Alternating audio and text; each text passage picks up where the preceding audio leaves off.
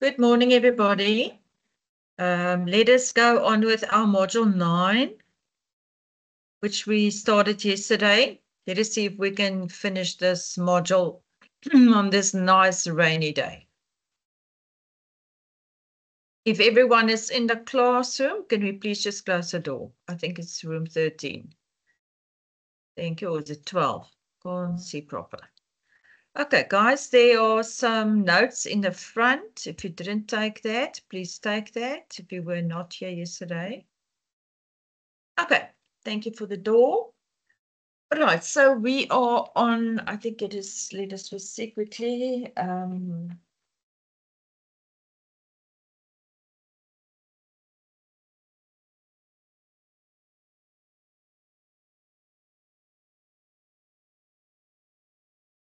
Page 235, that is where we are.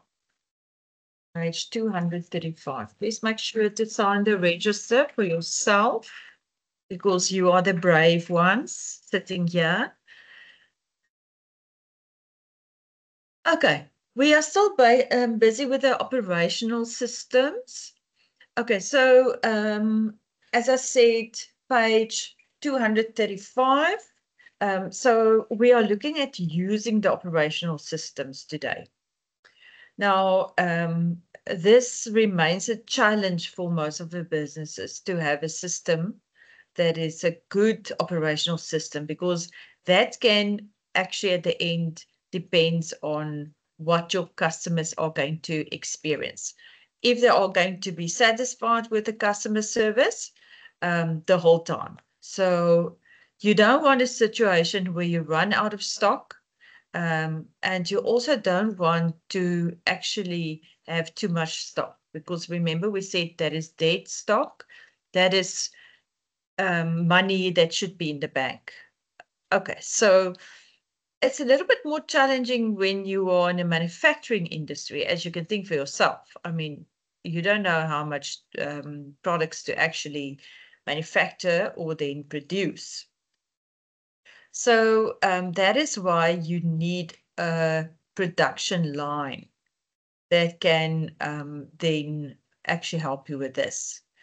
So if the production line comes to a standstill, there could either be a shortage of your products, or then obviously you will have too much of or the certain process that you are actually busy with.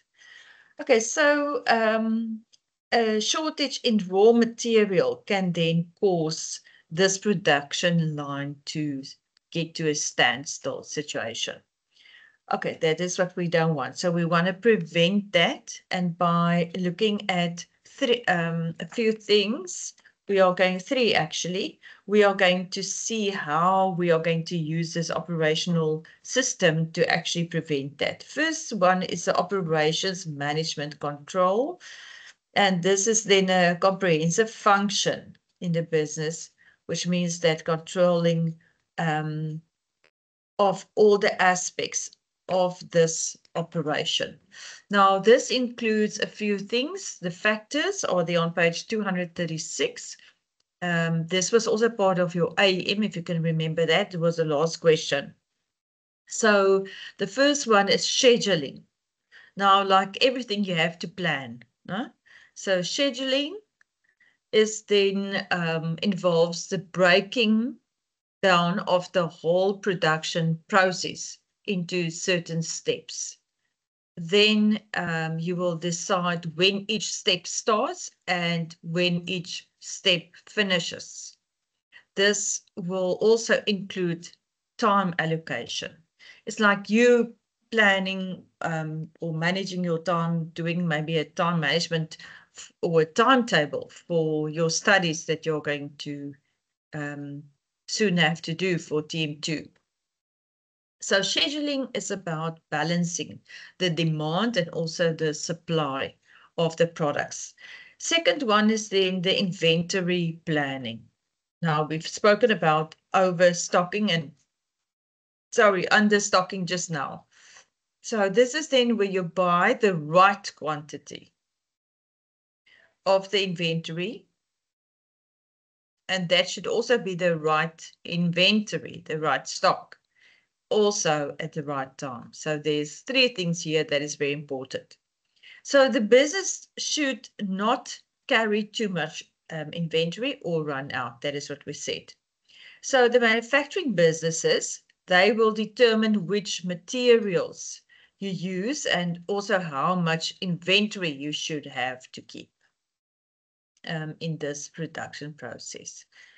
Then the third one is a quality control. Now, like with everything, there will always be a control, a form of control of the standard. So this is then part of the scheduling, as you need to do certain control checks at certain points during the transformation process. So as we looked at the input yesterday, and then the transformation, that is then where the whole process is going to happen. And then you will have the output, which would be the finished product. So the purpose is to prevent any delivery of faulty outputs, because then you will have products like dented cans or products that might not be the same quality as you would like to buy at any shop. So follow up regularly to ensure that everything is going according to plan. So a quality controller will be a person that will be part of certain steps during the whole operations program. They will let us look at things like maybe let us make jam today. So canned apricot jam, let us say that.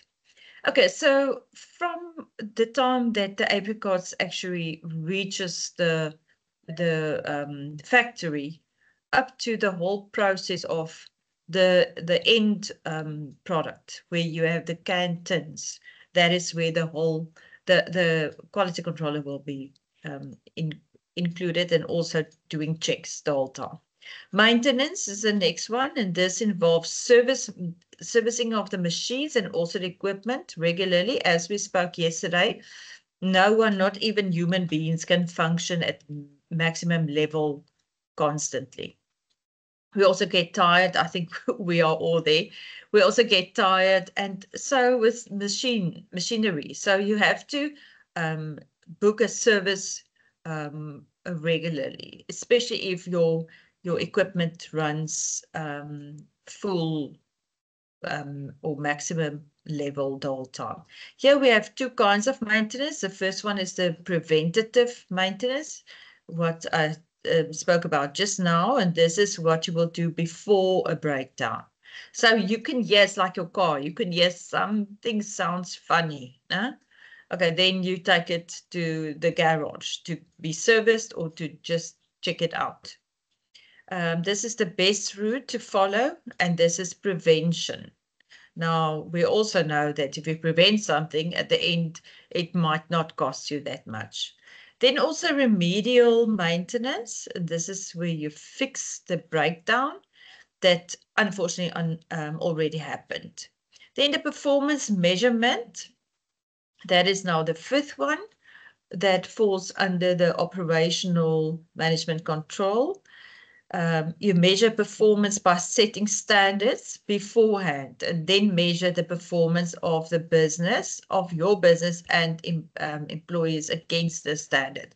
So you will have a discussion. Okay, what is the outcome of this? What do we want to achieve? What is the quality that we want? Are we going for a lower quality? Then you will take, obviously, from the beginning, raw products that is not of the highest standard that you can get. But if you are like a Woolworths or one of those kind of businesses, their logo says, what is it, best something. It's about quality. So it's all about quality for them. So that is why you have a choice as a consumer to go and buy at Woolworths with the high prices, as well as obviously linked to that the high quality. But then also you can rather maybe go to ShopRite, where you don't really mind, you just want apricot jam. Doesn't matter what the quality is. You just want to use it in a dish or something like that. Okay. And then evaluate your employees regularly according to the set work method. So this is then where you will also make sure that your employees are up to standard and knows what to do. Then our key facets of the operational system. Here we have the estimation of the cost of the whole production process, also of the delivery times, and then the decision on the start and the finishing times. And then the last one, compiling the control statements. Okay, so let us just briefly look at them. Estimated cost of the whole production process. You will break it down into the production process into components. And then the delivery, estimated delivery times. If you can remember, in N4, we spoke about that, and we're going to look at the quality now again, where it is very important that you get the products at a certain time, because that's going to have an effect on any operations. So any manufacturing or any factory that you are in a process of producing stuff or any products. If the order is in place or is placed, then you have you can schedule activities to meet the deadline for the product to be delivered. So you will make sure that you have a certain time that you will then receive this products, and also that the products will be finished, or there will be an output, a final product at a certain time. They decide on the start and finish times for every scheduled activity to meet the delivery deadline. This is very important to do that, so that you can also control and keep track of what is going on. Then the fourth one, compile control statements. This is in documents that state exactly what is expected in the production process. This will include your job specification, also how long the production process should take, and then the amount of time that you need to set up the machines and equipment. That is why during load shedding, everyone that is in any process or operations or in any manufacturing business are very upset, because you can't just switch off a plant or these enormous machines in manufactories or in factories. It takes very long to shut down, and it also takes very long to start again. So you miss a lot of time that people are actually not doing anything. And remember, yes, it's nice for the workers, but if that is your business, you lose a lot of money during that time. The materials that you need to use, and also support the resources and the deadline for completion. Okay, then the purchasing management. Management, how are we going to do that?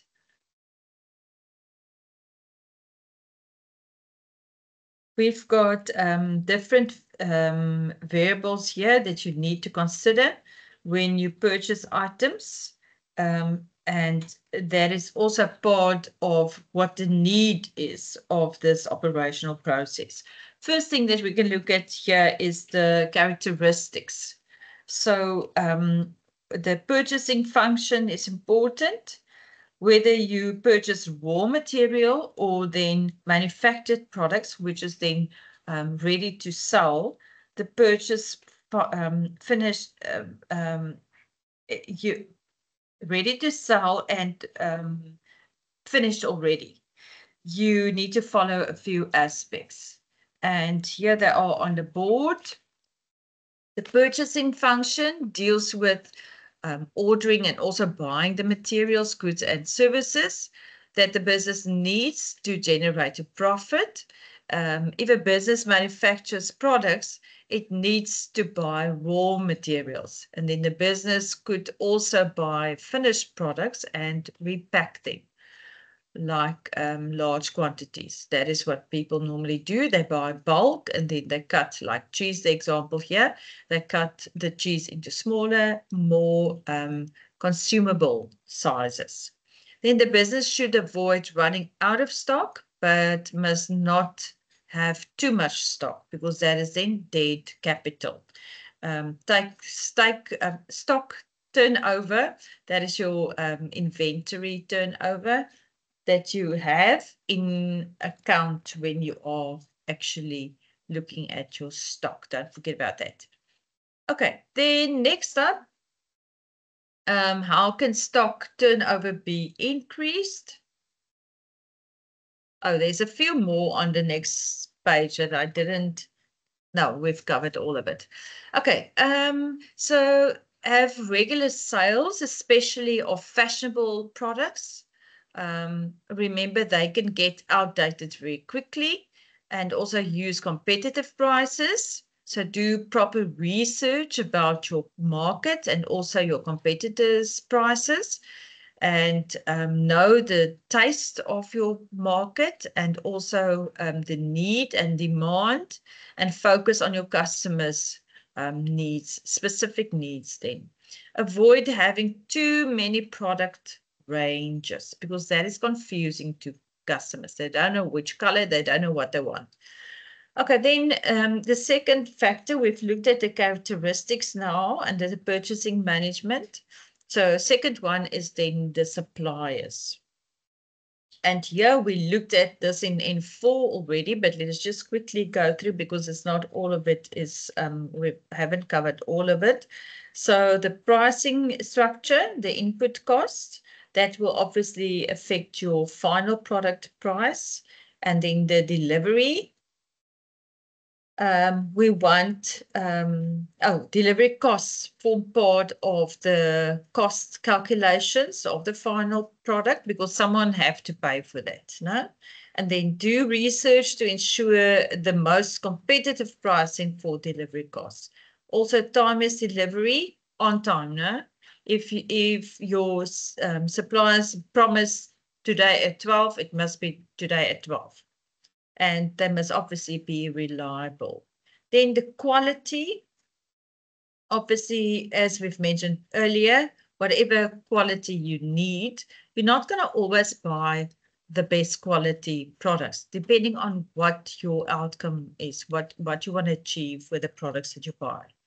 And then the service includes aspects like organizing training for your salespeople where necessary, also to improve information about products or maybe launching new products to them.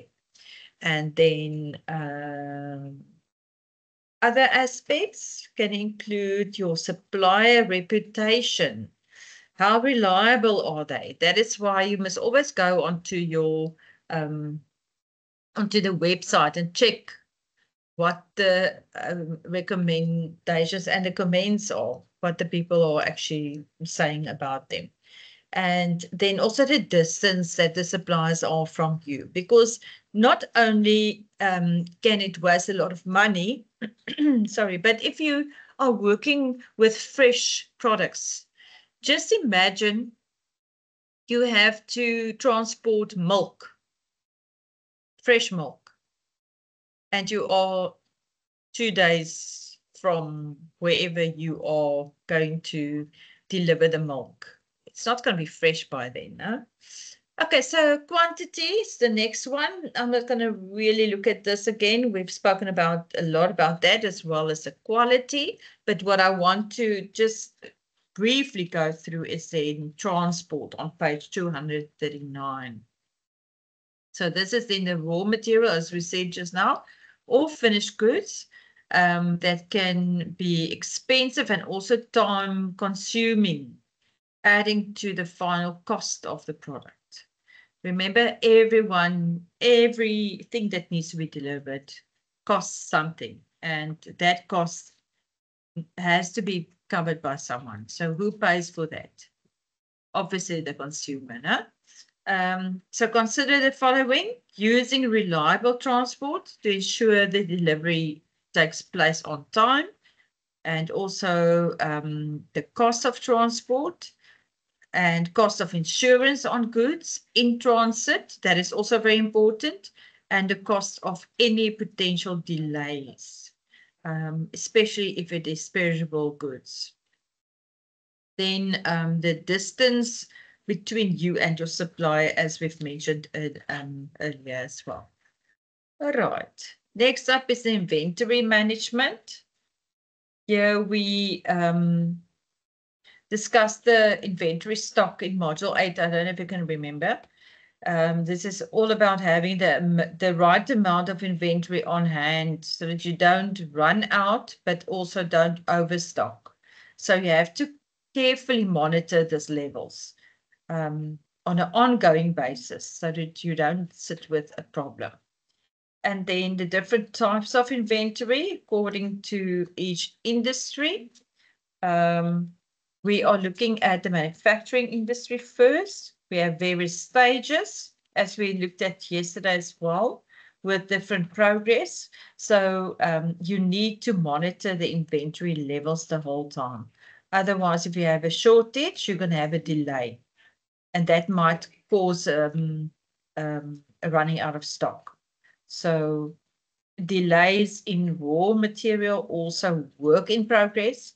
And that could also be your component part and the finished goods. That is all part of your products that you have and processes. Then the retail industry refers to the buying and selling of items. So do inventory control per item to avoid an out-of-stock situation, causing the customer to buy elsewhere. Also inventory levels, as we said, not too high, because that can then cause you to be in a situation where your products are out of fashion or out of date. Service in industry. And this is where you depend on inventory that you need to provide the service. They've mentioned dentists here and hairdressers. Okay, so inventory control process, still the last bit there on page 239. Inventory is debt capital, which we've spoken about already, because the invested capital is buying it. You invested capital in buying the stock. So now it's in the stock room or somewhere where the customers cannot get that to actually to buy it. It can only generate money once it has been converted into a final product and also sold. Okay, steps in the inventory control process.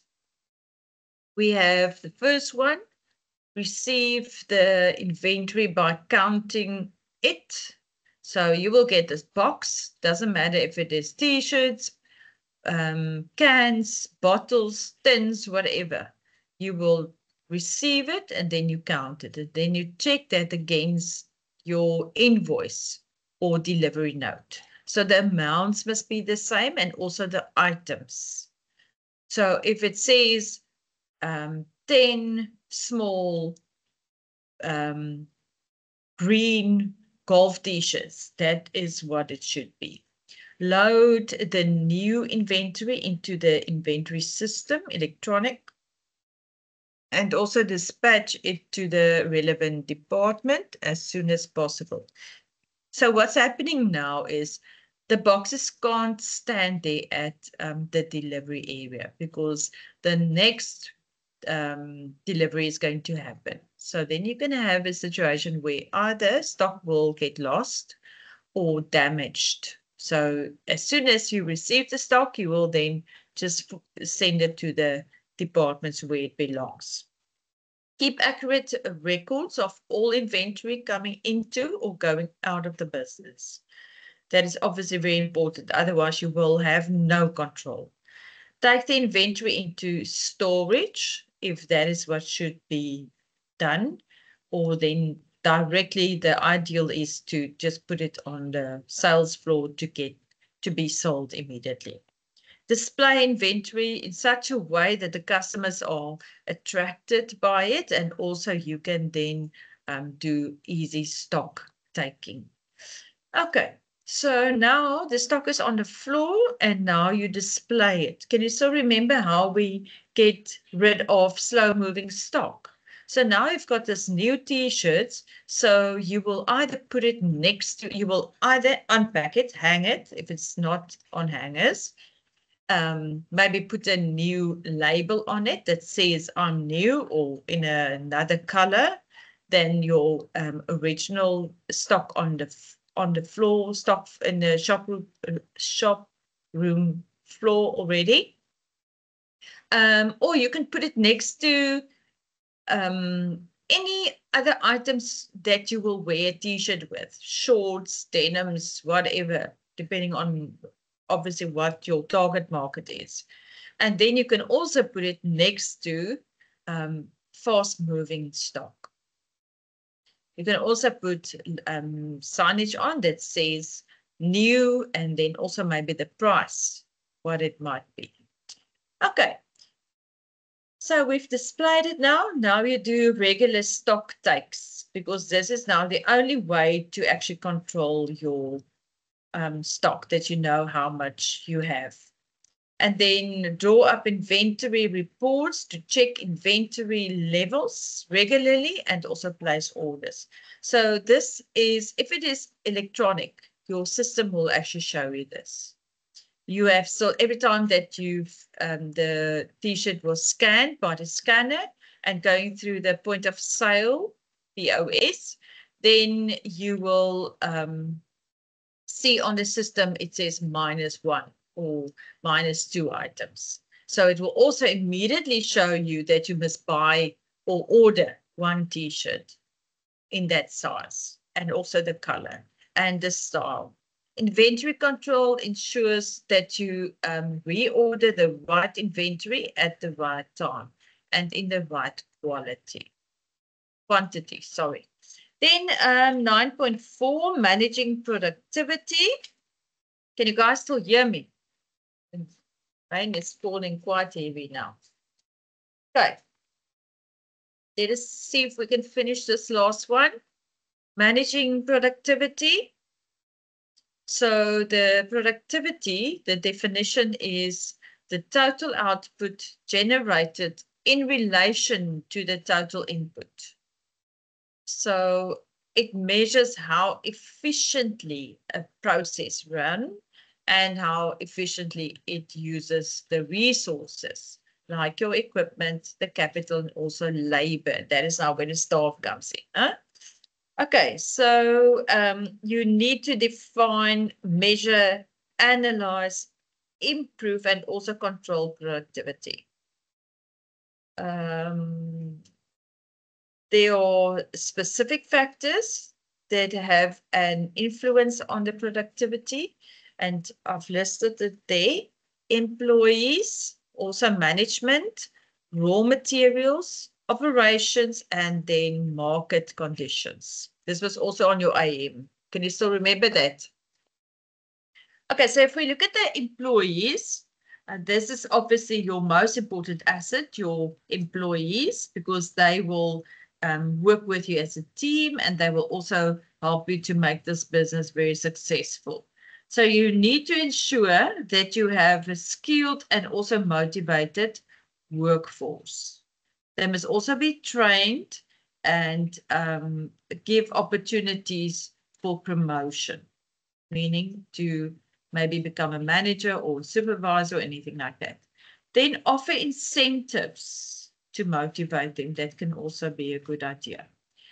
Factors that influence the employee productivity is motivation, training, work ethics, also labor disputes, political climate could also be part of that. So productivity is influenced by the external environment, and that can always be controlled. You can look at that lady, she's a bit tired of load shedding now. Okay, then management.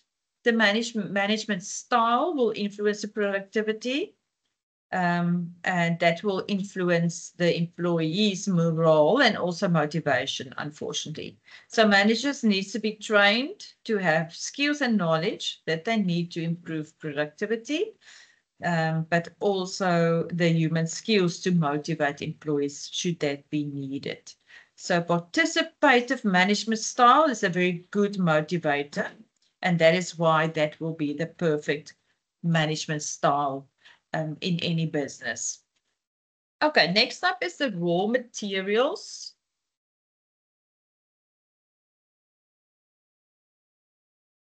Okay, so this is then what is available in the right quantity and also quality at the right time, as we've mentioned. So the inventory control ensures that the production does not stop, or that you don't run out of stock in some stage. So this might also then affect your final product. So choose reliable suppliers to deliver your raw material. Next one is operations, and this increase productivity levels. So we look at a few here. Streamline the process. You want a process that works smooth, that is successful, that you can use the whole time or every time. So streamline the process. If something causes a bottleneck, remove it. Can you still remember what a bottleneck is? Causes a standstill, no? So there will be more, one of the processes will not function well. That can be caused by either absent staff members or then machinery that doesn't work well. So ensure that your machines are in a good working condition, also shortening the time it takes to get machinery ready for production. Being aware of the latest technology, that might also help you to streamline the process. And then evaluate the layout of the business and redesigning it when necessary. Evaluate the design of the products and services as well. Okay, then the market conditions on page 242. Now, the market conditions changes constantly. So the market conditions will, or the market, the change in the market environment that is now caused by your competitors and also the suppliers can change in the macro environment as well. So the economy, technology, and also political environment. Productivity can decrease or increase as a result of change in the market conditions. Okay, there's a very good example here. During a recession, customers buy less and the productivity of the business does not have to be so high. Okay, but when the economy is flourishing, the demand will obviously increase and then the productivity needs to increase as well. So businesses should be aware of the changes in the environments that could influence their productivity. Also keep in mind that the needs of consumers may also change, and that is definitely going to have a big effect. Okay, so we can measure the productivity of the business in relationship between the input and the output. Okay, this is now where this little structure comes in, figure 9.12. We can also measure it in terms of profitability and return on investment. So it doesn't only benefit the business, but also the internal and external stakeholders. So if they are partners and there's no return on investment, they might not be that happy with the situation. So increase in productivity. This is then your business, the lower unit cost and also higher profits leading to great investment. which then leads to workers and higher wages and also improved purchasing power, which is also coming from the consumers because everyone loves to pay a little bit less, and that will also improve the purchase power. On the other hand, is the government, which then increased the taxes, as we all know, by 0.5%. So we're going to pay a little bit more, all of us. Doesn't matter if you buy a chocolate or meat or whatever you buy, you will pay more. Okay, on the taxes. Also encouraging the government spending and boosting investments. Good. 9.5 is then managing quality. Managing quality. Now, obviously, we have to, we said we're going to set a certain standard for our products, and then you have to then manage that quality or standards. Otherwise, it's not going to mean anything. Why would you have a quality controller then? So managing the quality effectively to remain competitive. Remember, your market share is in stake. Also expect the quality product and quality products and services. Consumers, we want that. We want quality. If we pay a lot, we want to see the quality. Then also there's a little figure 9.13 that shows the difference between product quality control and also process control. So on the one hand, you have the product quality control, which focus on the improving the product, where on the other hand, you have the process control, where they focus on how the goods or services are then produced or delivered. So managing the quality,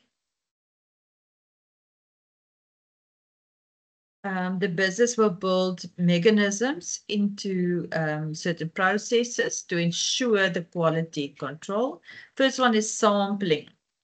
This is also what we see within shops where they ask you to taste some of the new products that they've launched. It's normally something like a meat product or cold meat or anything like that. So sampling, that is then few of a batch of products that are produced and then asked to be tasted. So if the customers approve that taste or the sampling or samples, then they might then approve the rest, the bulk as well, or the batch. Then the next one is a quality assurance. Identifies possible problems in the whole process as soon as possible. And examples here are checking production tools or machinery at regular intervals. And then the third one, failure test. This is then used in the testing of products like cars and also testing the traction of the car on a slippery surface. I think we can all experience that today. Then let's have a look at the following aspects of quality control, and that is in the basic requirements of the quality control system and also objectives of the quality control, the cost of the quality control. So first one is then the basic requirements. Oops, sorry. Okay, so we use the quality control to develop standard, as we said just now, for our operating process to define the minimum level of quality. You always try to achieve the minimum level of quality. Okay. Then at least, nothing lower than that. Then the factors that will improve the process will be things like reduced wastage, also streamlined timelines, and also employee training, of which that will then be part of your quality control. So we're going to look at the steps now. Here on the board, you will see that. Okay, so we have 6 steps that we will use to control our quality management system, and that is QMS. No? The first step is then defining the quality characteristics of the product. The example that they use here is the performance and also durability. Then step 2, measure the quality characteristics determined in step 1 separately, and then also that could also be performance and durability. Then step 3, set standards for each characteristic. Again, performance and durability. Then step 4, compare the quality against the set standards to determine whether the standards have been met. Step 5, identify deviations and determine causes for deviations from the required quality. And then step 6, that is then keep on trying to improve the quality to satisfy the customer. So you will see that step 1 and step 6 is actually not part of the quality management system, although it is part of the steps. Okay, so quality management will only start with step 2 up to step 5. All right. The objectives of quality control. We have main objectives here: prevent losses, also to produce good quality products and services that will satisfy customers, to gain a competitive advantage, and also to the objectives of quality control can be quantified.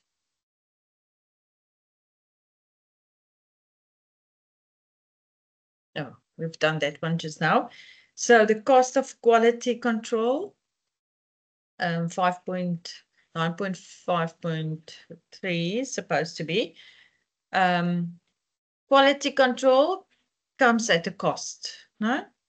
So it is better to prevent a loss in output or dissatisfied customers. So quality costs fall into 4 categories. The first one is the prevention cost, and that is exactly what it says. It prevents the problems from happening before it happens, obviously. Includes redesigning a product, changing the business layout, training staff, and also creating quality system. Then the appraisal costs. This is then the cost that is involved in checking various aspects, like you assessing your suppliers, or making sure that your raw materials are of the right quality. Page 245, we've got internal failure costs. This includes sampling that may result in the rejection of an entire batch of products, or damaged material that will be used for scrap. And then the fourth one, external failure costs. And this is the cost that referred to rectifying mistakes after the sale, like faulty products returned by customers. We hear this quite often, and we know about that. Most of the times it is on social media that we hear this. I don't know if you have experienced something like that. Okay, so this is especially the case where a guarantee is given for a certain period. Right, like any items like watches or shoes or anything, appliances, yeah. Cell phones could also be included. Okay, so this is then the end of our, just excuse me quickly. Sorry. This is then the last module that we've completed just now. The weather is very bad outside. I think let us just calmly stay inside because it's actually dangerous to move around in this kind of weather. So I think let us do case study 248 on case study on page 248, sorry. So that is then the case study for Karin's boutique. Okay. Let us do that now, and then we can mark that when I see you. Do I see you tomorrow? No? I think I see your group tomorrow. Let me just double check. Yes. Last periods for me, for my day. Okay. Please make sure that you sign the register. I will come around just now.